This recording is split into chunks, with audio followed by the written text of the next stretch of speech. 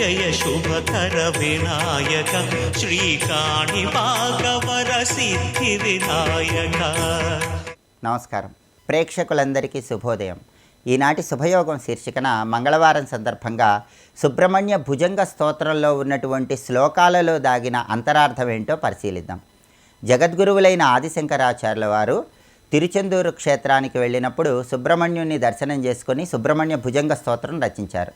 ఆ భుజంగ స్తోత్రంలో సుబ్రహ్మణ్య స్వామిని శంకరాచార్యుల వారు ఎలా కీర్తిస్తున్నారంటే, స్ఫురన్మందహాసై సహాంసాని చెంచత్ కటాక్షావళి భృంగ సంఘోజ్వలాని సుదాస్యంది బింబాదరాణి శసూను తవాలోకయే షణ్ముఖాభోరుహాని అంటూ కీర్తిస్తున్నారు.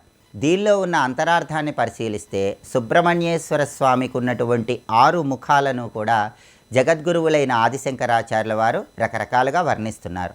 స్ఫురన్మందహాసై సహాంసాని చెంచత్ అంటే సుబ్రహ్మణ్యేశ్వర స్వామి వారికి ఉన్న 6 ముఖాలు కూడా హంసల గుంపులాగా ప్రకాశిస్తున్నాయి అంటూ శంకరాచార్యుల వారు కీర్తిస్తున్నారు. కటాక్షావళి భృంగ సంఘోజ్వలాని అంటే సుబ్రహ్మణ్యేశ్వర స్వామి వారి 6 ముఖాలు కూడా తేనెటీగల గుంపు వెళుతూ ఉంటే ఏ విధంగా ఉంటుందో అలా ప్రకాశిస్తోంది అని కీర్తిస్తున్నారు. సుదాస్యంది బింబాధరాణి శసూను అంటే స్వామి నీ పెదవులు అమృతం దొర్లుతున్నాయి, అలా అమృతం దొర్లేటటువంటి పెదవులతో 6 ముఖాలతో నువ్వు ప్రకాశిస్తున్నావు స్వామి, అటువంటి నీకు నమస్కారము, తవాలోకయే షణ్ముఖాభోరుహాని అటువంటి 6 ముఖాలతో ఉన్నటువంటి నీకు నమస్కారం చేసుకుంటున్నానని జగద్గురువులైనటువంటి ఆదిశంకరాచార్యుల వారు సుబ్రహ్మణ్య స్వామిని కీర్తిస్తున్నారు. అంటే సుబ్రహ్మణ్యేశ్వర స్వామి వారి 6 ముఖాలు కూడా హంసల గుంపు వెళుతున్నప్పుడు ఎంత అద్భుతంగా ఉంటుందో, తేనెటీగలన్నీ కూడా వెళుతున్నప్పుడు ఆ తేనెటీగల గుంపు ఎంత అద్భుతంగా కనిపిస్తుందో అంత అద్భుతంగా సుబ్రహ్మణ్య స్వామి 6 ముఖాలు ఉన్నాయి. అంతటి సౌందర్యం కలిగినటువంటి సుబ్రహ్మణ్యేశ్వర స్వామి షణ్ముఖాలకు నేను నమస్కారం చేసుకుంటున్నానని శంకరాచార్యుల వారు ప్రార్థిస్తున్నారు. ఆ తర్వాత భుజంగ స్తోత్రంలో సుబ్రహ్మణ్యేశ్వర స్వామిని శంకరాచార్యుల వారు ఎలా కీర్తిస్తున్నారంటే, విశాలేషు కర్ణాంత దీర్ఘేష్య జస్రం సుదాస్యందిషు ద్వాదశ శీక్షణేషు మయీషట్ కటాక్ష సకృత్ పాతితశ్చేత్ భవేత్తే దయాశీల కానామహాని అంటూ కీర్తిస్తున్నారు. అంటే ఈ శ్లోకంలో సుబ్రహ్మణ్యేశ్వర స్వామి నేత్రాలను జగద్గురువులైన ఆదిశంకరులు కీర్తిస్తున్నారు. సుబ్రహ్మణ్య స్వామి నేత్రాలు ఎలా ఉన్నాయంటే, విశాలేషు కర్ణాంత దీర్ఘేష్య జస్రం అంటే సుబ్రహ్మణ్యేశ్వర స్వామి వారి నేత్రాలు చాలా పెద్దవిగా ఉండి చెవుల వరకు వ్యాపించి ఉన్నాయి. ఆకర్ణ దీర్ఘనయనం అన్నట్లుగా చెవుల వరకు వ్యాపించి ఉన్నాయి. అలా వ్యాపించి 6 ముఖాలలో 12 నేత్రాలు కూడా అద్భుతంగా దర్శనమిస్తున్నాయి. మయీషట్ కటాక్ష సకృత్ పాతితశ్చేత్ భవేత్తే దయాశీల కానామహాని నీ 6 ముఖాలలో ఉన్నటువంటి 12 నేత్రాలు చాలా పెద్దవిగా అన్ని వైపులా చూస్తున్నాయి కదా స్వామి, ఆ చూపు కొద్దిగా నా మీద ప్రసరించేలాగా చెయ్యి స్వామి, అప్పుడు నేను తరింపబడతాను అంటూ సుబ్రహ్మణ్యేశ్వర స్వామి 6 ముఖాలలో ఉన్నటువంటి 12 నేత్రాల సౌందర్యము, ఆ చూపు ఆయన మీద పడాలని మనందరి తరపున శంకరాచార్యుల వారు సుబ్రహ్మణ్య స్వామిని ప్రార్థిస్తున్నారు. కాబట్టి ఈ 2 శ్లోకాలలో సుబ్రహ్మణ్య స్వామి ముఖారవిందము, ఆయన నేత్రాలను జగద్గురువులైన ఆదిశంకరాచార్యుల వారు కీర్తిస్తున్నారు. అది ఈ శ్లోకాల్లో ఉన్న అర్థం. రేపటి శుభయోగం శీర్షికన బుధవారం సందర్భంగా గణపతికి ప్రీతిపాత్రమైన రోజు కాబట్టి గణపతి అథర్వ శీర్షంలో ఉన్నటువంటి శాంతి మంత్రం ఏంటో, దాన్ని పఠిస్తే ఎటువంటి సత్ఫలితాలు కలుగుతాయో పరిశీలిద్దాం. నమస్కారం.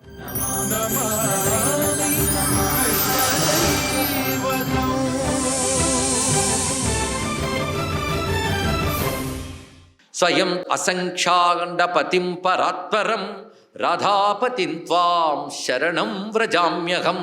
స్వయం తు అసంఖ్యాండపతిం పరాత్పరం అసంఖ్యమైన బ్రహ్మాండాలుగా పతివైనటువంటి పరాత్పరుడైనటువంటి రాధాపతిని నేను శరణ వేడుతున్నాను.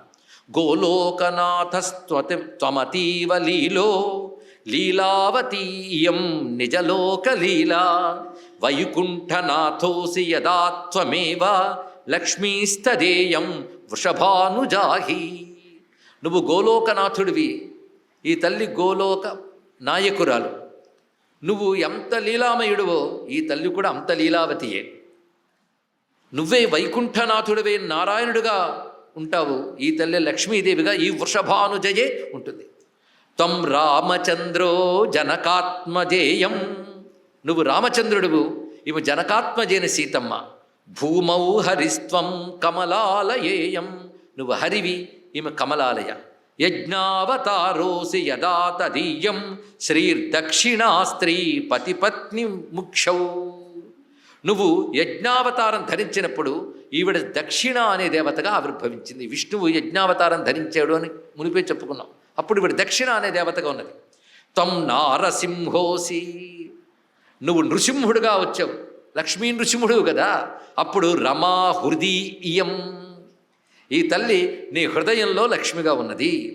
నారాయణస్త్వంచ నరేణ యుక్త తదాత్వయం శాంతిరతీవ సాక్షాత్, నువ్వు నరనారాయణ రూపంలో ఆవిర్భవించినప్పుడు ఈ తల్లి శాంతిగా ఆవిర్భవించింది. ఈ చెప్పడంలో విశేషం ఏంటంటే నరనారాయణులు తపోమూర్తులు, తపస్సు యొక్క విభూతి లేదా ఐశ్వర్యము శాంతం, శాంతమై మహాలక్ష్మి. అది చెప్పడం, నువ్వు నరనారాయణులుగా వచ్చినప్పుడు ఈ తల్లి శాంతిగా ఉన్నది.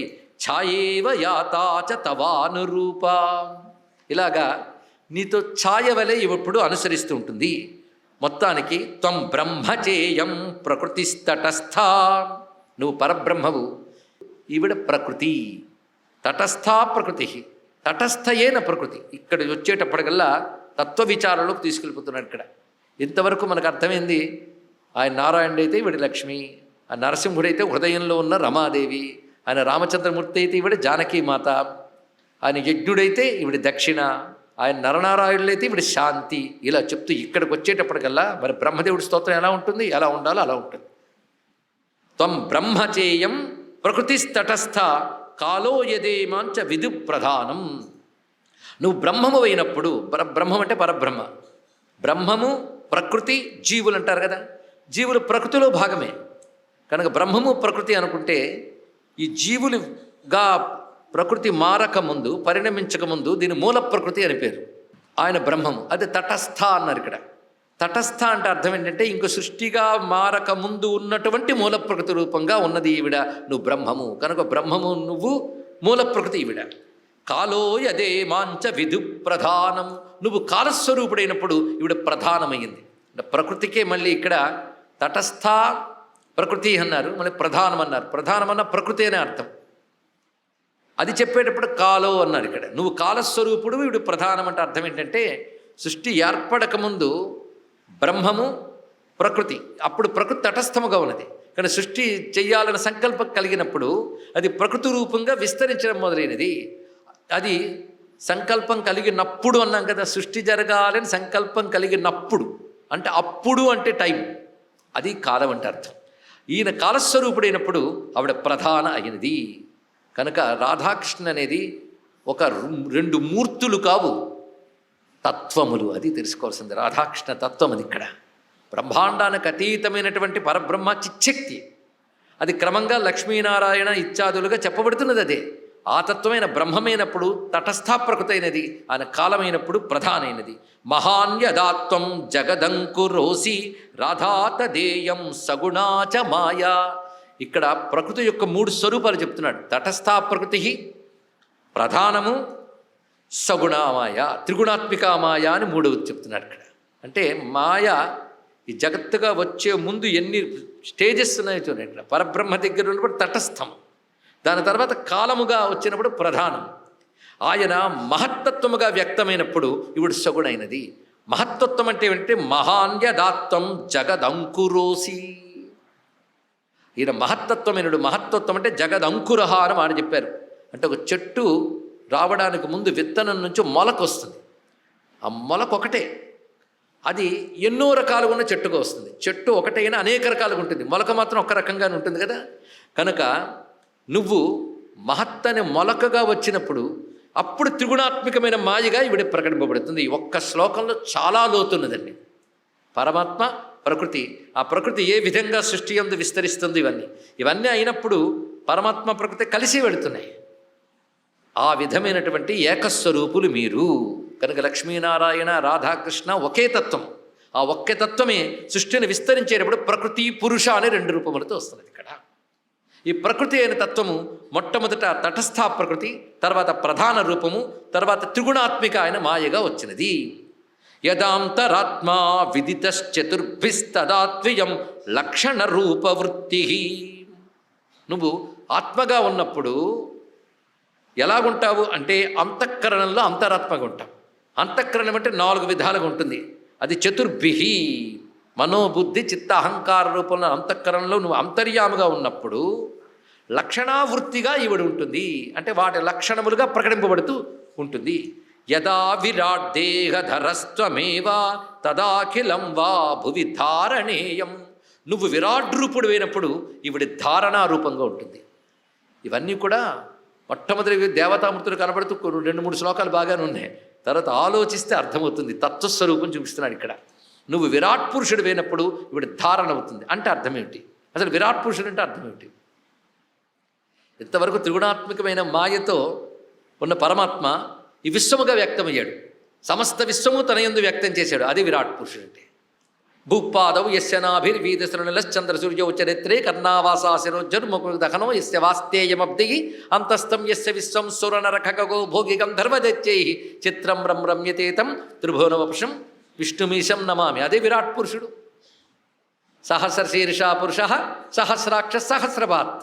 అలా విరాట్ పురుషుడైనప్పుడు నువ్వు ధారణ వెయ్యో అంటే అర్థం ఏంటంటే విరాట్ పురుషుడు యందు సమస్త భువనములు ప్రకటింపబడుతున్నాయి. ఈ భువనాలన్నీ పట్టుకున్నాడు ఆయన. ఆ పట్టుకున్న శక్తివి నువ్వయ్యో అని. విరాట్ పురుషుడైనప్పుడు సమస్త భువనాలని పట్టుకున్న శక్తివి నువ్వయ్యో. ఇది తెలిస్తే బ్రహ్మమైనప్పుడు తటస్థ ప్రకృతి అవ్వడం, కాలమైనప్పుడు ప్రధానమవ్వడం, ఆయన మహత్తత్వమైనప్పుడు ఈ తల్లి త్రిగుణాత్మిక మాయ అవ్వడం, క్రమంగా ఆయన విరాట్ పురుషుడు అయినప్పుడు పైగా అంతర్యామిగా ఉన్నప్పుడు లక్షణావృత్తి అవ్వడం అంటే పిండాండములు యందు అంతఃకరణం మనోబుద్ధి చిత్త అహంకారములకు కూడా చైతన్య స్వరూపుడు ఆయన. వాటి లక్షణములుగా ప్రకటింపబడుతూ ఉన్నటువంటిది ఆ తల్లి ఇక్కడ. ఇది చూస్తుంటే జగత్ అంతా కూడా రాధాకృష్ణమయంగా దర్శనం అవ్వాలండి. ఇక్కడ కనిపిస్తున్న జగత్తుకు అతీతము కనుక పరమాత్మను 2 విధాలుగా చూడాలని, ఇంకా చెప్పాలని 3 విధాలుగా చూడాలని మన అనేక ప్రవచనాల్లో చెప్పుకున్నాం. ఒకటి మనయందు పరమాత్మ, విశ్వమునందు పరమాత్మ, విశ్వమునకు అతీతముగా పరమాత్మ. 3 రకాలుగా 3 రకాలు ఇక్కడ చెప్తున్నారు. ఇక్కడ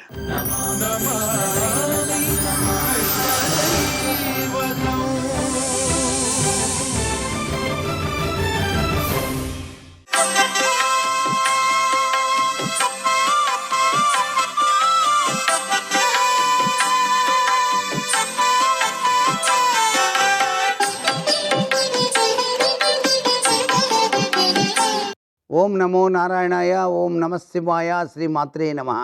మంగళవారం నాడు ఆంజనేయ స్వామి ఆలయంలో తప్పనిసరిగా ప్రదక్షిణాలు చేసిన పిదప హనుమాన్ చాలీసా పారాయణ నిష్ఠగా గనక ఆచరించి అప్పాలు అరటిపళ్ళు నైవేద్యంగా సమర్పించి 10 మందికి కనుక పంచినట్లయితే ఎప్పటి నుంచో రాని అనేక రకాలైనటువంటి సమస్యలకు పరిష్కారం దొరుకుతుంది. సమస్యల పరిష్కార విశ్వలయంలో కొట్టుమిట్టాడేటువంటి ప్రతి ఒక్కరూ కూడా ఈ విధి విధానాన్ని పాటించవచ్చు. తోకాంజనేయ స్వామి పూజ కూడాను అద్వితీయంగా పనిచేస్తుంది. తోక చివరి భాగం నుంచి మొదటి వరకు కూడా ఓం హనుమతే నమః అంటూ సింధూరం స్వామిని అలంకరణ చేసినట్లయితే సర్వవిధ శ్రేయోదాయకవంతమైన ప్రభావం వచ్చి తీరుతుంది. కుజస్తంభన రీత్యా ఆగిపోయినటువంటి వివాహాది శుభకార్యాలు కూడా మరలా త్వరగా పనులు కావడానికి ఆస్కారం ఉంది. వివాహం కాని యువతీ యువకులు కూడాను ఆంజనేయ స్వామి వారికి తోక పూజ ఆచరించి స్వామికి ప్రీతికరమైనటువంటి నైవేద్యాలు సమర్పించి 10 మందికి పంచాలి. ఇలా చేసినట్లయితే కుజదోషరీత్యా సంభవించేటువంటి విపత్కరమైన పరిస్థితులన్నీ తొలగిపోయి శుభకరమైనటువంటి ప్రభావాలు మీకు కలిగి తీరుతాయి సుమా అంటోంది శాస్త్రం.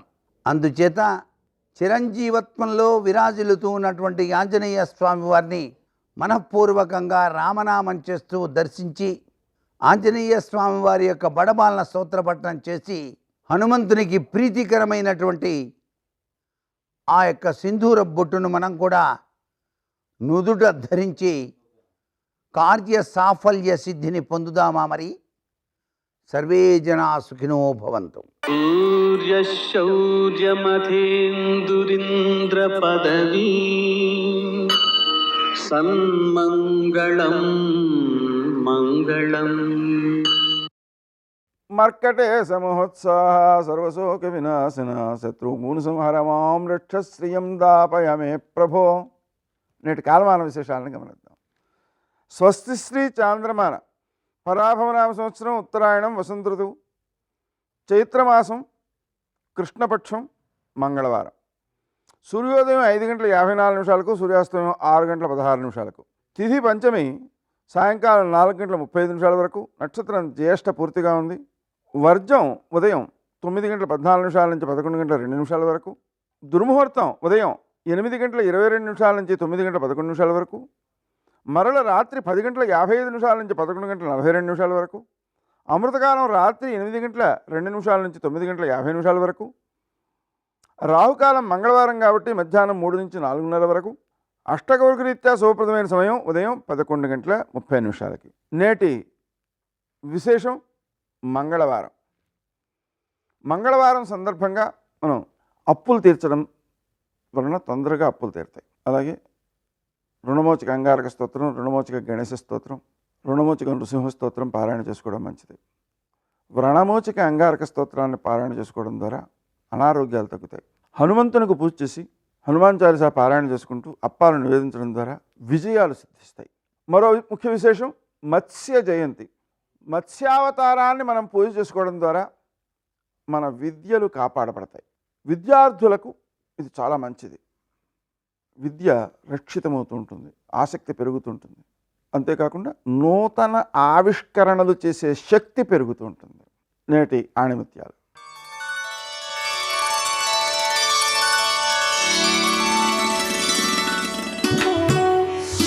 ఆనందం వస్తువులలో ఉండదు, మనసులో ఉంటుంది.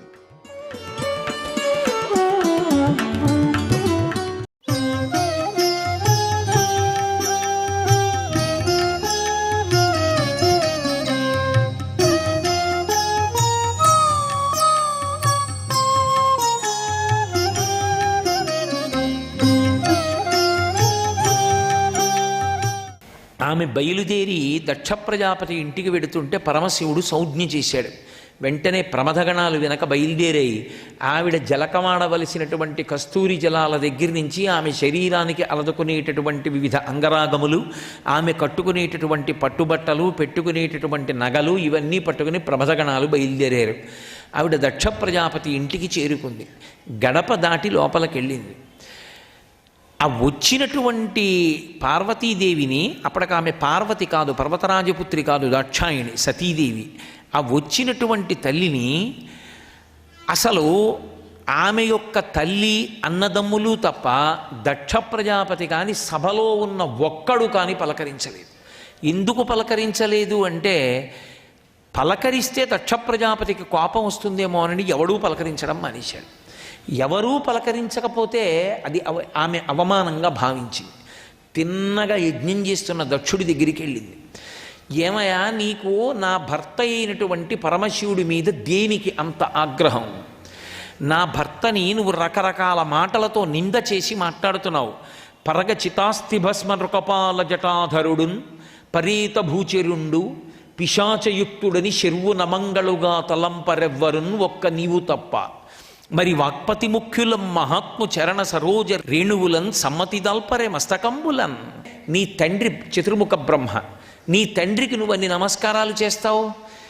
పరేత భూచరుండు శ్మశానంలో తిరుగుతున్నాడని అంటున్నావు. శ్మశానంలో తిరగడానికి కారణం నీ తండ్రి అయిన చతుర్ముఖ బ్రహ్మగారు పరమశివుడిని వేడుకుంటే కదా అక్కడికి వెళ్ళి ఉన్నది. పిశాచయుక్తుడని శర్వు నమంగళుగా తలంపరెవ్వడును. ఆయన శర్వుడు, శర్వాణి భర్త కనుక శర్వుడు. శర్వాణి అంటే ఈ పృథివీకంతటికీ కూడా ఆమె అధినాయకురాలు. ఆమె అనుగ్రహం చేతనే ఈ భూమి నుండి సమస్తమైన పంటలు వస్తాయి. అసలు ఈ పృథివికి ఉన్నటువంటి ఓర్పు అటువంటిది. ఆమె ఏమీ చేయక్కర్లేదు. ఆవిడ కదిలింది అనుకోండి, అయిపోయిందంతే. ఇంత ఐశ్వర్యం. అసలు బతకాలంటే కావలసినవి అందులోంచే వస్తున్నాయి, సౌఖ్యం పొందడానికి కావలసినవి అందులోంచే వస్తున్నాయి. కారు తయారు చేసుకోవాలంటే కావలసిన ఇనుము భూమిలోంచి వస్తుంది, కారు నడవడానికి కావలసిన పెట్రోలు భూమిలోంచి వస్తుంది, తిని బ్రతకడానికి కావలసినటువంటి వరి భూమిలోంచి వస్తుంది, త్రాగి బ్రతకడానికి కావలసిన నీళ్లు భూమిలోంచి వస్తాయి. బ్రతికున్న నాళ్ళు అనుబంధాలు పెట్టుకుని ఆదరించి దగ్గర చేరేవాళ్ళు ఎంతమంది అయినా ఉండొచ్చు. ఒక్కసారి ఊపిరి ఆగిపోతే ఆమె తప్ప పుచ్చుకునే వాళ్ళు ఎవ్వరూ ఉండరు. అటువంటి భూకాంత, ఆ భూమి యొక్క శక్తి స్వరూపిణియే శర్వాణి. ఆ శర్వానికి అధినాథుడు శర్వుడు, అందుకే ఆయన మంగళప్రదుడు, క్షితిమూర్తి. అందుకే కంచిలో పృథివీలింగంగా ఉంటాడు ఆయన. అటువంటి పరమేశ్వరుణ్ణి నింద చేస్తున్నావే, అలా నింద చేస్తున్నావు కదా. తెల్లవారి నిద్రలేస్తే నీ తండ్రి చతుర్ముఖ బ్రహ్మగారు పరమశివుడు కూర్చున్న చోటికొచ్చి ఆయన పాదములకు అంటి ఉన్నటువంటి ధూళి రేణువులను తన చేతిలోకి తీసుకుని తన 4 కిరీటముల మీద జల్లుకుంటాడు. మరి నీ తండ్రి గారే అంత పూజిస్తాడే, అంత పూజింపబడేటటువంటి శంకరుడు నీకెందుకు పూజనీయుడుగా కనపట్టలేదు? పరగ చితాస్తి భస్మ నృకపాల జటాధురుడున్ పరేత భూచరుండు పిశాచయుక్తుడిని శర్వు నమంగళుగా తలంపరెవ్వరును ఒక్క నీవు తప్ప. మరి వక్పతి ముఖ్యులం మహాత్ము చరణ సరోజ రేణువులన్ సమ్మతి దల్పరే మస్తకంబులన్ అని అడిగింది. ఆయన దగ్గర చెప్పడానికి జవాబు ఉంటే కదూ. జవాబు లేక పార్వతీదేవి వంక కనుబొమలు ముడివేసి హోంకరించి చూసి ఊరుకున్నాడు. ఆవిడంది, నేను ఈ శరీరంతో ఉన్నంతకాలం నన్ను దాక్షాయణి అని పిలుస్తారు. పరమేశ్వరుడు నా యందు ప్రీతితో దేహార్థ భాగాన్ని ఇచ్చాడు. ఎప్పుడైనా ఆయన సంతోషంగా నన్ను తన ఎడమ తొడ మీద కూర్చోపెట్టుకొని దాక్షాయణి అని పిలిచినప్పుడు నువ్వు చేసిన శివనింద నాకు జ్ఞాపకానికి వస్తుంది. అటువంటి ధూర్తుడికి కుమార్తెని అని గుర్తొస్తుంది. ఈ శరీరంతో నేను ఈ భూమండలం మీద తిరిగినంతకాలం నన్ను దాక్షాయణి అంటారు. అన్నప్పుడల్లా నీకు కూతుర్ని, నువ్వు నా భర్తని నింద చేశావన్న మాట గుర్తొస్తుంది. అందుకే నేను ఇక ఈ శరీరంతో ఉండను అని నరుడ జ్ఞానమునన్ భుజించిన జుగుప్సంబైన యన్నంబు సయ్యన వెళ్ళించి పవిత్రుడైన గతి దుష్టాత్ముండవై ఈశ్వరున్ అఘను నిందించిన నీ తనూభవ యనంగా నోర్వా హేయభాజనమైన ఈ శరీరమున్ విడిచి భాస్వచ్యుద్ధి ప్రాపించదన్ అందే తల్లి. నరుడు తెలియక పాయసాన్నం కదా, చాలా రుచిగా ఉంది కదా అని కడుపు నిండా తినేశాడు. ఆఖరణ జిహ్వచాపల్యంతో ఇంకొక గరిటె తిందామని గరిటెతో పైకి తీశాడు. ఓ చనిపోయిన బల్లి వచ్చింది అందులో. ఇప్పటి వరకు తను తిన్నది ఎంత మధురమైన పాయసాన్నమైనా, తాను ఇష్టపడి కడుపు నిండా తిన్నా అందులో ఒక బల్లి పడి చనిపోయింది అని తెలిసిన తర్వాత కడుపులోకి వెళ్ళిన పదార్థాన్ని కడుపులో ఉంచుకుంటాడా? కంఠంలోకి వేలు జొనిపి కావాలని వాంతి చేసుకుని కడుపులో ఉన్న పదార్థాన్ని బయటికి సయ్యని వెళ్ళించినట్లు ఏ పరమశివుణ్ణి నువ్వు నింద చేశావో అటువంటి నీకు నేను కుమార్తె అని అనిపించుకునే కన్నా ఇక ఈ శరీరాన్ని విడిచిపెట్టేస్తాను, భాస్వచ్యుద్ధి ప్రాపించదన్ అని ఆమె అక్కడే కూర్చుని యోగశక్తి చేత తనలో ఉన్నటువంటి ఆ యోగ మార్గంలో వాయువులను కదిపి యోగాగ్ని యందు తన శరీరాన్ని దగ్ధం చేసి భస్మరాశిగా కింద పడిపోయింది. ఇది చమత్కారం. శివుడు శివుడిగా ఉంటాడు. ఎవడు ఎంత తప్పిదం చేసినా ఆయన పట్టించుకోడు. బిడ్డలు కదూ అంటుంటాడు. ఆయన జోక్యం చేసుకుని బుద్ధి చెప్తే తప్ప, లేకపోతే లోకమంతా దారి తప్పుతోంది. ఇవాళ దక్షుడికి భయపడి దేవతలు వచ్చారు, ఋషులు వచ్చారు, రేపొద్దున ఇది చూసి ఇంకోడు మొదలు పెడతాడు. కాబట్టి ఇలా దారి తప్పి ప్రవర్తిస్తే, శివనింద చేస్తే లోకాలకి అభ్యున్నతి కలగదు. సర్వం శ్రీ ఉమామహేశ్వర పరబ్రహ్మార్పణమస్తు. స్వస్తి.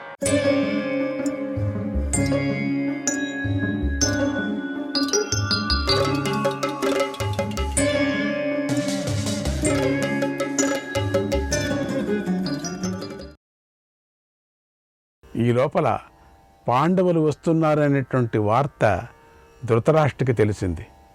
వెంటనే ధృతరాష్ట్రుడు వారికి స్వాగతం పలికి తీసుకురమ్మని కౌరవులను పంపించాడు. వారిలో వికర్ణుడు, చిత్రసేనుడు, ద్రోణుడు, కురుపుడు ఉన్నారు. పాండవులు వారిని కలుసుకొని మెల్లగా హస్తినాపురానికి లోపలికి అడుగుపెట్టారు. అంటే వచ్చారు. అప్పుడు నగర ప్రజలు నగరాన్ని అందంగా అలంకరించారు.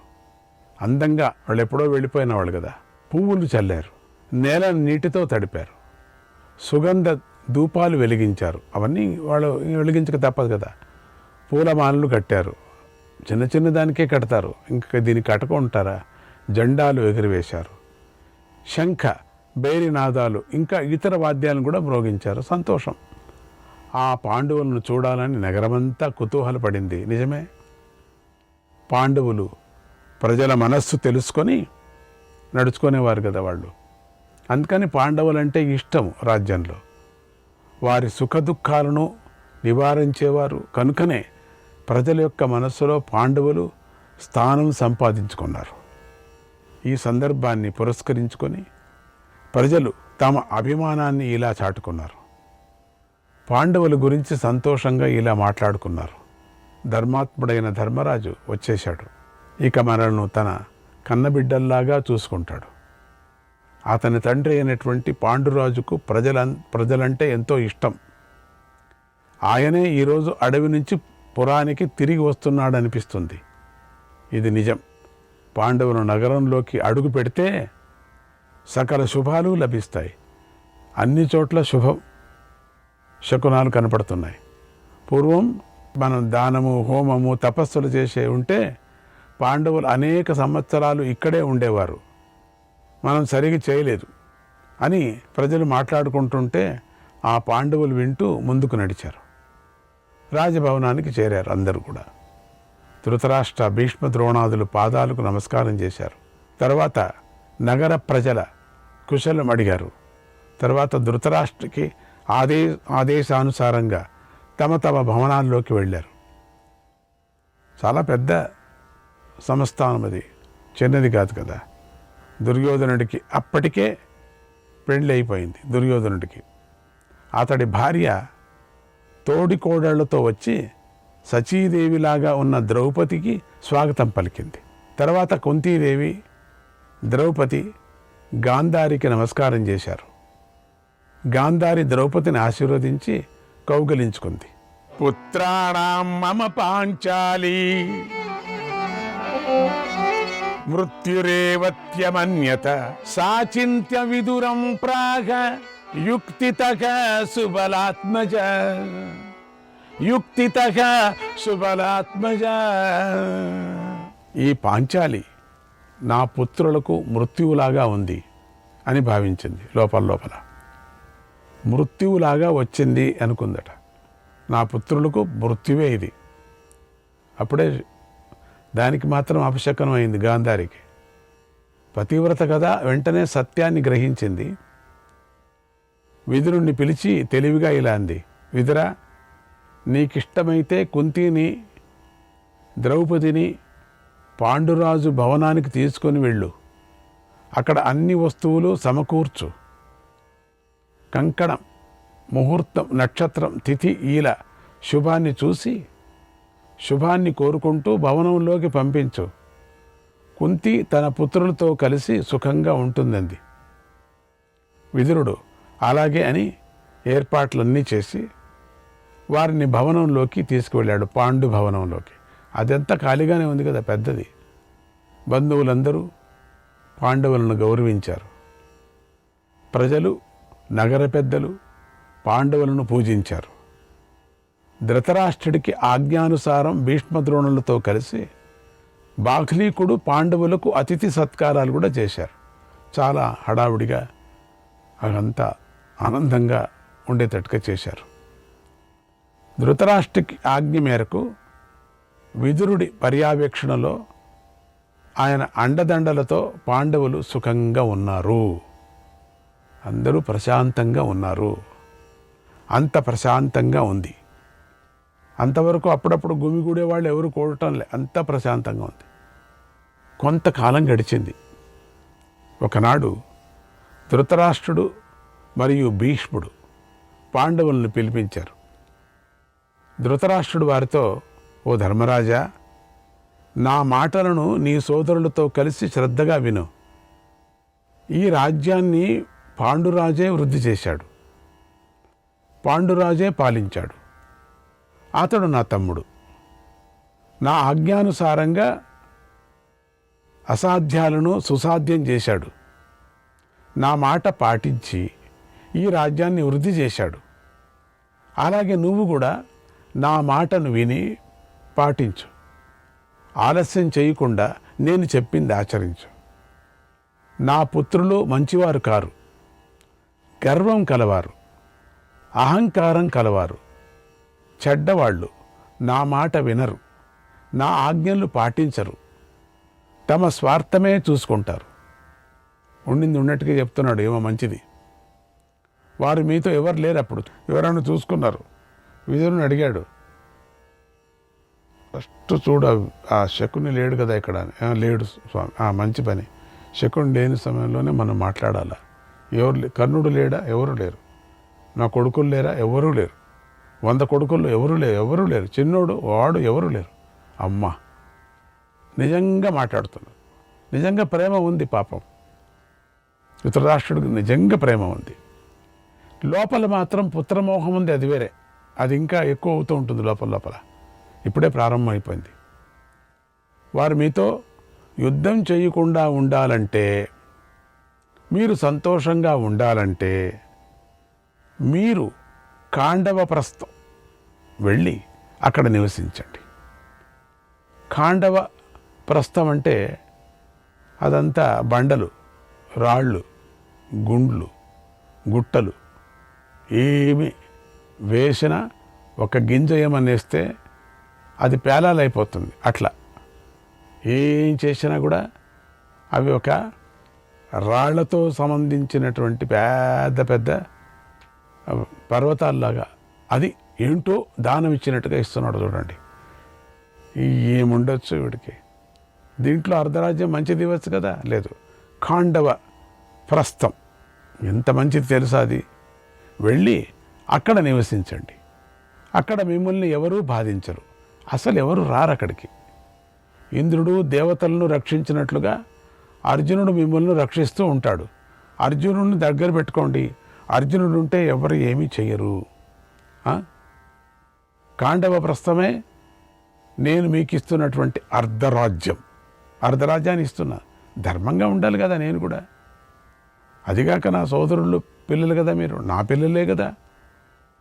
నీ మొదట మనం అనుకున్నాము ఏదో ప్రేమగా ఇస్తున్నాడంటే, ఇది కుతంత్రం. చూడండి లోపలే కుతంత్రం చేసుకుంటున్నాడు. ఎందుకంటే ఆ రాత్రినే చాలా 12-1 గంట వరకు ఆ శకునితో మాట్లాడుతూ ఉన్నాడంట ఈ మహారాజు. అది ఎవరో చూశారట. అందుకని వచ్చిన తాపత్రయం ఇది. అదేమో జరిగింది అక్కడ, ఏదో కుట్లు పడ్డాయి. అందుకని సోదరులతో కలిసి నువ్వు అక్కడుండు అంటే సకుటుంబ సరిపరివారంగా అందరూ వెళ్ళిపోండి, ఇక్కడ ఎవరు ఉండొద్దని అర్థం.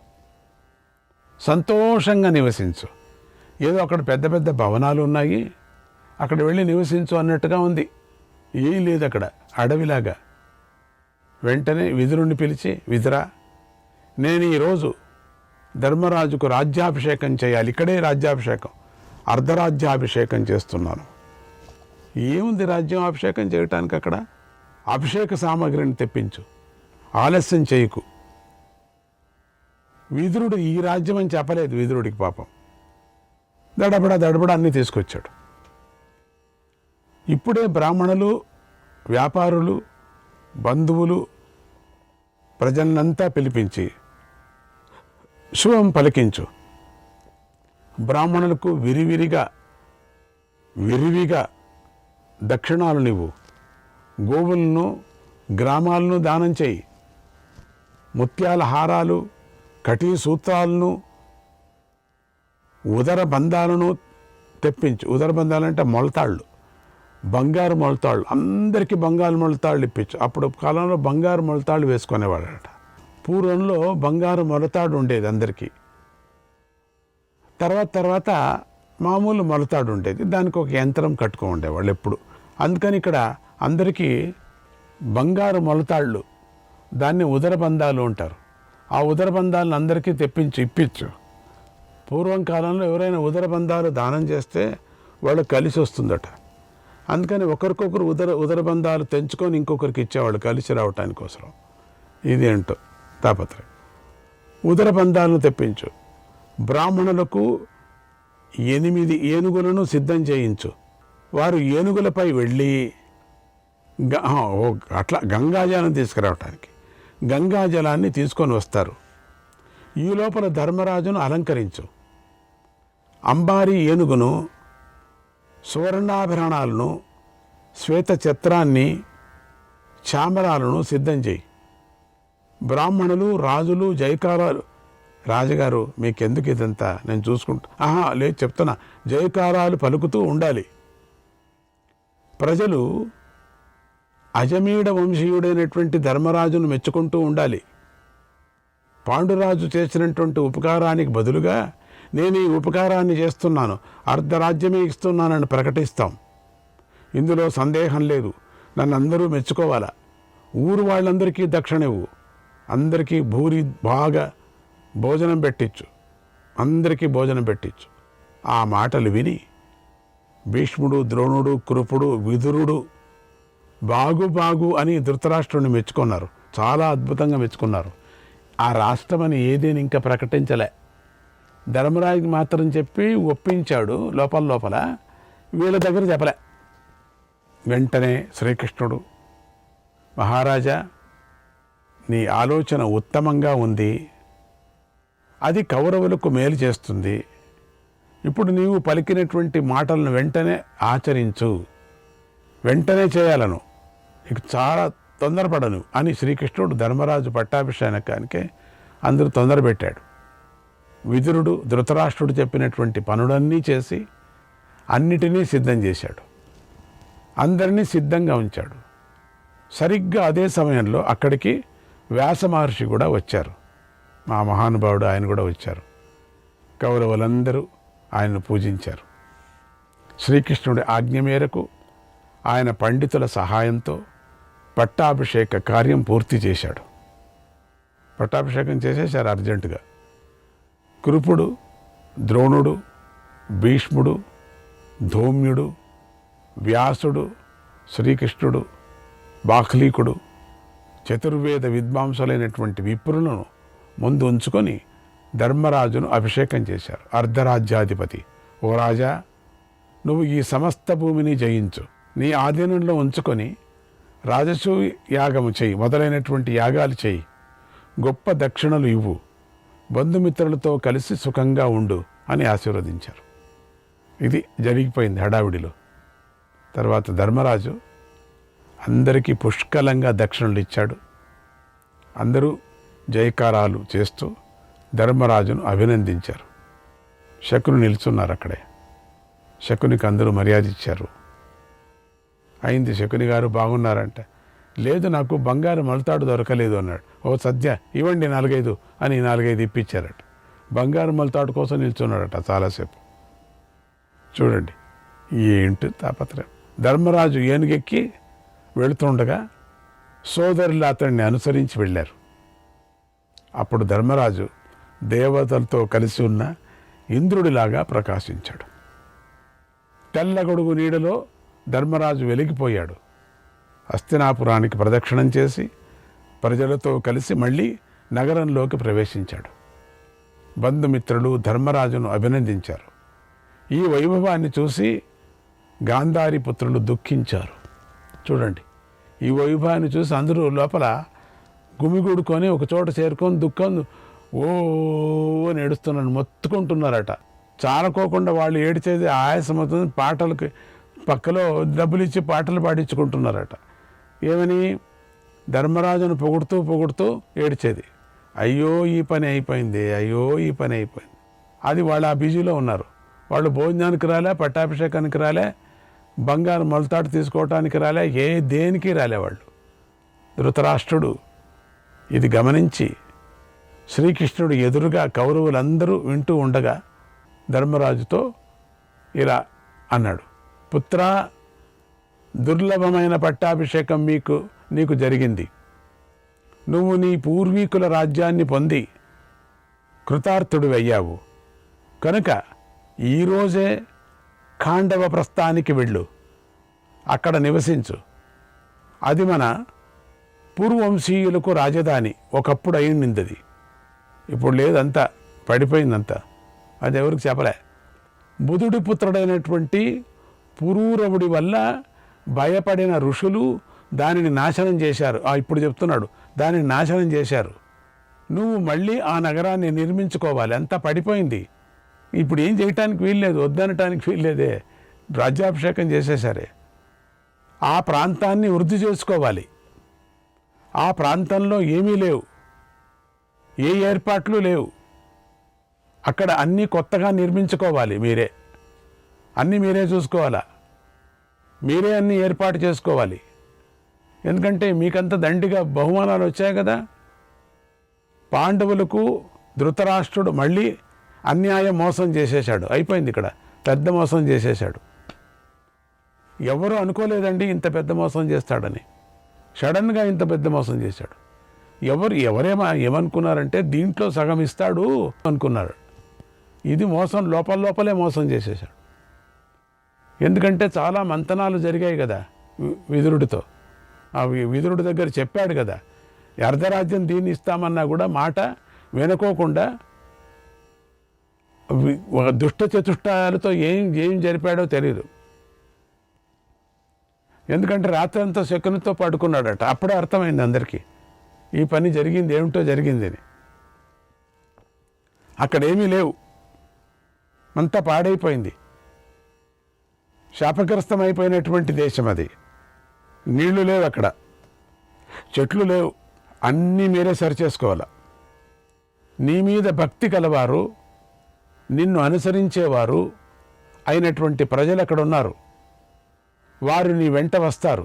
ఇక్కడుండే కొంతమంది ప్రజలు ఉన్నారు, చాలా నువ్వంటే చాలా ఇష్టం, వాళ్ళందరినీ తీసుకుపో. అక్కడే నివసిస్తారు వాళ్ళు, ఇక్కడికి వచ్చేది వద్దు. ఆ కాండవప్రస్థం పెద్ద అడవి, కానీ ధనము ధాన్యము సమృద్ధిగా దొరుకుతాయి. ఆ ప్రదేశానికి నువ్వు నీ తమ్ములతో కలిసి వెంటనే బయలుదేరు, ఇప్పటికిప్పుడే బయలుదేరు. అంటే ఇంత పెద్ద భవనము భవంతం ఇవన్నీ వదిలేసి వెళ్ళిపోని అర్థం. ఇప్పుడే బయలుదేరు అన్నాడు ధృతరాష్ట్రుడు. ఎంత పెద్ద మోసం చేశాడు. శ్రీకృష్ణాయ పరమాత్మనే నమః.